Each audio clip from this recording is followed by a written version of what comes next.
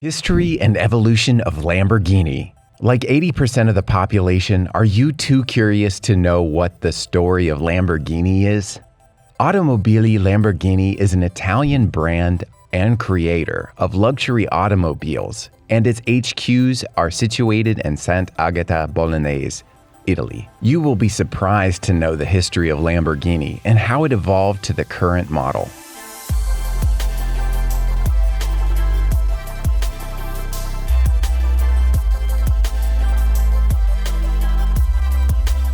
Hello and welcome to this channel, where you will get to know about the histories and evolutions of several topics.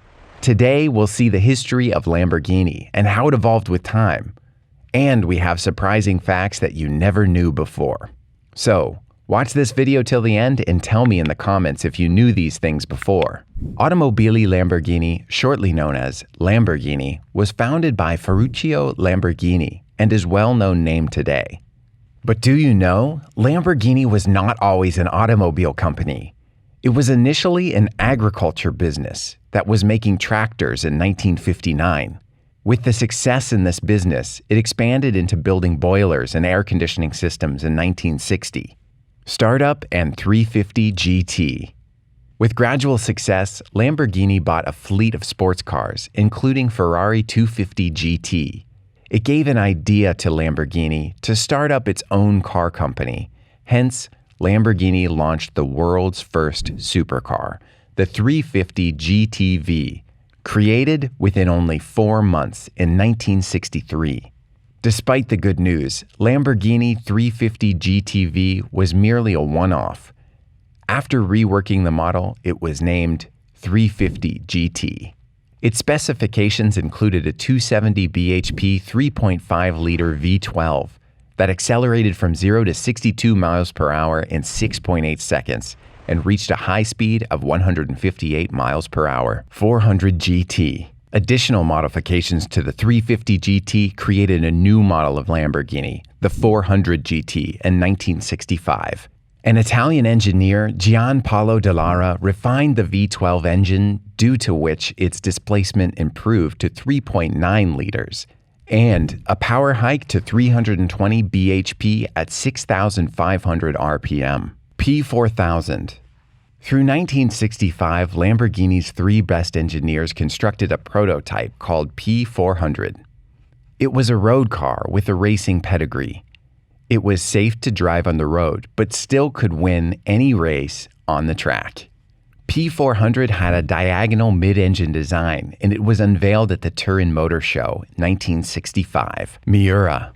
The P400 got favorable reactions at the Geneva Motor Show in 1966, and led Lamborghini to slam the car for producing under the name Miura by 1967. The configuration and design of the Miura set an example for the mid-engined, two-seater sports car having high performance. In 1967, the Miura was included in the Lamborghini lineup. Ailero. In 1968, the 400 GT was altered by a new design of Lamborghini named Ailero. It was a remaking of the 400 GT, but it was powered by a 325 bhp 3.9-liter V12 engine. Despite these specifications, it failed to attract people and consequently did not get Lamborghini's approval. Espada. Gruppo Bertoni convinced Lamborghini to permit them to design the latest four-seater. The outline was penned by Marcello Gandini, and its outcome was a two-door coupe called Espada. It had a 3.9-liter V12 engine under the bonnet and sold more than 1,200 times during its 10 years of manufacturing, which made it the most successful model of Lamborghini. Jarama. The Jarama was constructed on a compressed platform of the Espada designed by Marcello Gandini in 1970. It was built to replace the unproductive Ailero and been disclosed at the Geneva Motor Show. Lamborghini offered its customers a 350 bhp GT2 and a 365 bhp GTS edition. Urraco. In 1970, Lamborghini launched its 2+2 mid-engine Urraco at the Turin Auto Show. It was the first V8 powered car that Lamborghini manufactured, and also the first clean-sheet Lamborghini design since the 350 GTV.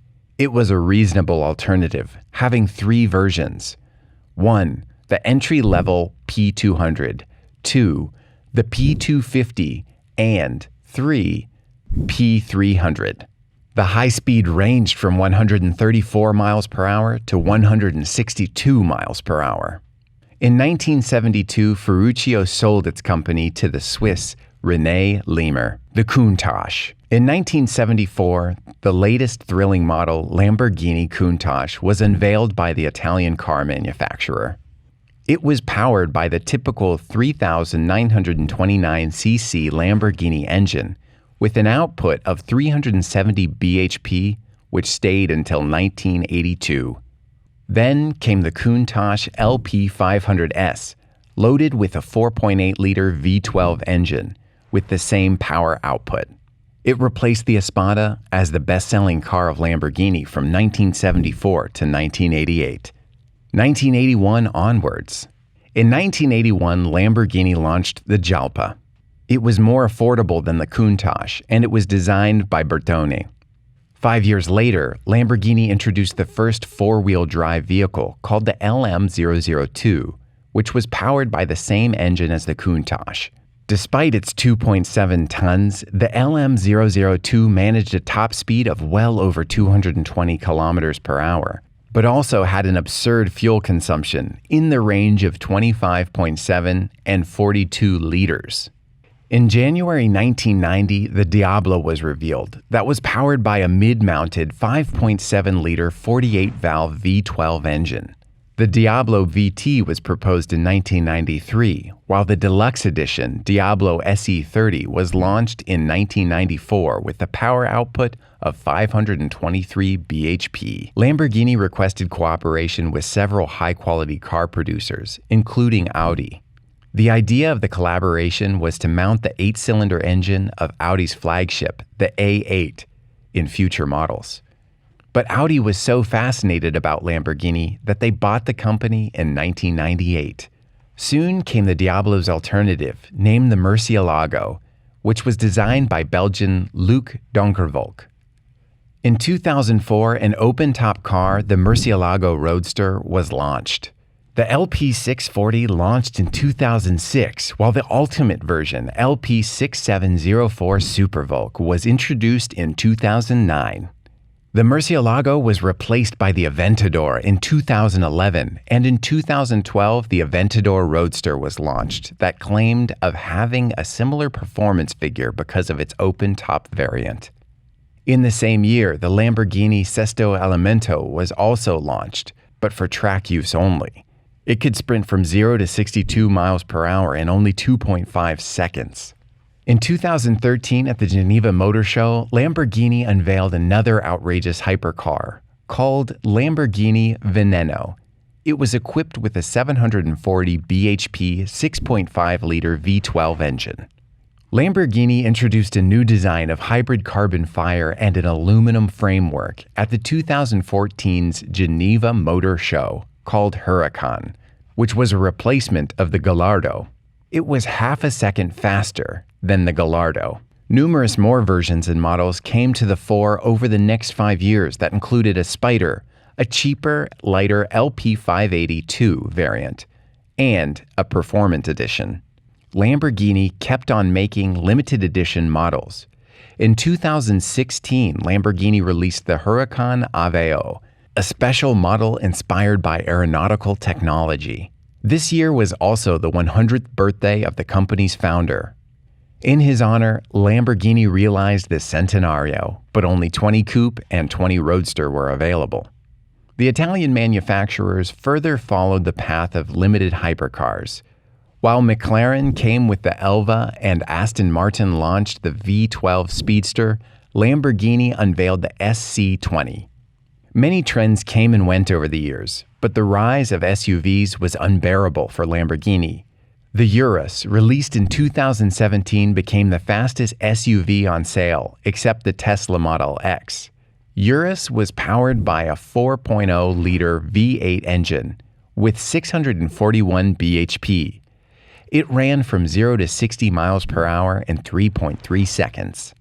The Urus is Lamborghini's best-selling car in 2020. That even outsells the Huracan Evo. And currently, the Urus SUV model remained the best sports vehicle in the lineup for this year. That's it for today. I hope you got a lot of pleasure knowing the history of your favorite, the Lamborghini. If you had fun knowing about it, then must give this video a thumbs up and make sure to subscribe so that you can get more and more information about your best loved cars. Stay blessed. Goodbye.